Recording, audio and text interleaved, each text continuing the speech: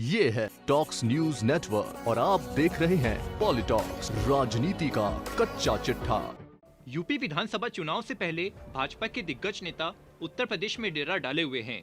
Bharatiya Janata party किसी भी हालत में प्रदेश की सत्ता में वापसी के लिए बेकरार है, लेकिन देश के साथ साथ प्रदेश में बढ़ती महंगाई, बेरोजगारी और कोरोना बीजेपी के सामने सबसे बड़ा रोड़ा बना हुआ है। इसी के चलते मोदी शाह की जोड़ी एक बार फिर मैदान में है। प्रधानमंत्री मोदी तो लगातार एक के बाद एक प्रदेश में बड़ी चुनावी रैलियां कर ही रहे हैं, तो वहीं बीते 2 दिन से अमित शाह भी यूपी में डेरा डाले हुए हैं।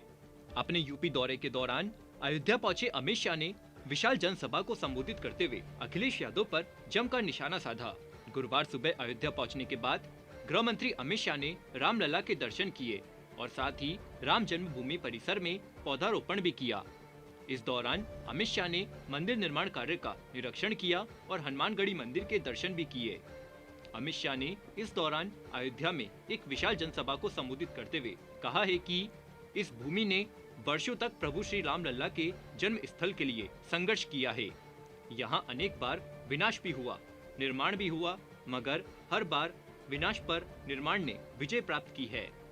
राम मंदिर का जिक्र करते हुए अमित शाह ने जनसभा को संबोधित करते हुए कहा कि आजादी के बाद हमारे पहले गृह मंत्री सरदार पटेल ने सोमनाथ का पुनर्निर्माण किया।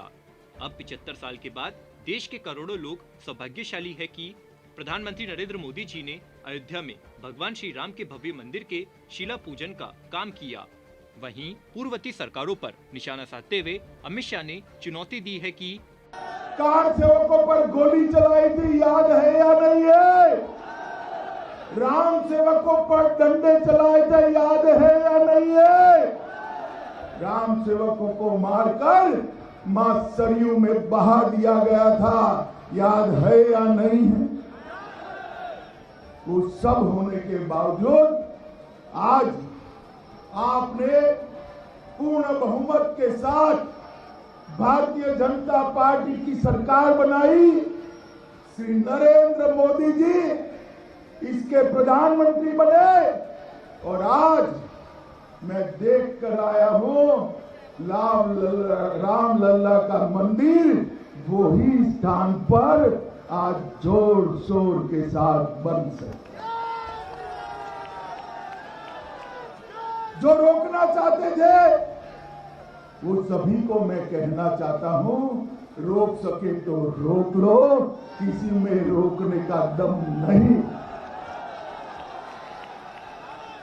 और आज मैं यहां कहकर जाता हूं मित्रों कि इसी भूमि पर, इसी अयोध्यापुरी में, इसी सरयू के किनारे पर जहां प्रभु श्री राम का जन्म हुआ था, उसी स्थान पर देखते देखते कुछ ही महीनों में आकाश को छूने वाला राम मंदिर बनने वाला है मित्रों, राम मंदिर बनने वाला। अमित शाह ने आगे कहा कि मित्रों, इस सपा बसपा के शासन में, ये बुआ बबुआ के शासन में हमारे आस्था के प्रतीकों का सम्मान नहीं होता था। आज नरेंद्र मोदी जी और यूपी के मुख्यमंत्री योगी जी हर एक आस्था स्थान को गौरव प्रदान करने का काम कर रहे हैं मित्रों, ये हम सब के लिए आनंद का विषय। वहीं गृह मंत्री अमित शाह ने 3P और 3V का जिक्र करते हुए कहा कि सपा के शासन में 3P हुआ करते थे। पहला परिवारवाद, दूसरा पक्षपात और तीसरा पलायन। जबकि भाजपा की सरकार 3V के आधार पर चलती है। पहला विकास, दूसरा व्यापार और तीसरा सांस्कृतिक विरासत। वहीं विपक्ष पर निशाना साधते हुए अमित शाह ने कहा कि मित्रों, ये बुआ बबुआ, ये कांग्रेस पार्टी कभी यूपी का विकास नहीं कर सकती। मित्रों, पहले जब सपा का राज्य था, यहाँ पूरे उत्तर प्रदेश में गुंडों का, माफिया का बोलबाला था। हमारे लोग पलायन करा दिए जाते थे।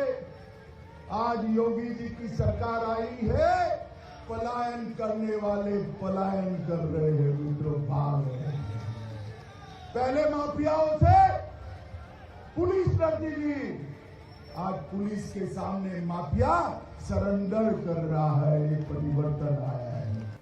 बता दें, अयोध्या में जनसभा को संबोधित करने के बाद गृह मंत्री अमित शाह कारवा संतंग बीर नगर पहुंचे। इस दौरान सभा में उमड़े सैलाब को देख शाह ने कहा कि ये भारी जन आक्रोश बता रहा है कि प्रदेश में एक बार फिर हमारी सरकार बनने जा रही है। अमित शाह ने आगे कहा कि मैं उत्तर प्रदेश में जब भी आता हूँ तो बहुत ही भावुक और रोमांचित हो जाता हूँ। 2014 में मैं भाजपा का प्रभारी था, 2017 और 2019 में पार्टी का अध्यक्ष था। इन तीनों चुनाव में उत्तर प्रदेश की जनता ने भाजपा पर भोले शंकर की तरह कृपा की है। इस दौरान अमित शाह ने पहले के अंदाज में ही विपक्षी दलों पर जमकर निशाना साधा।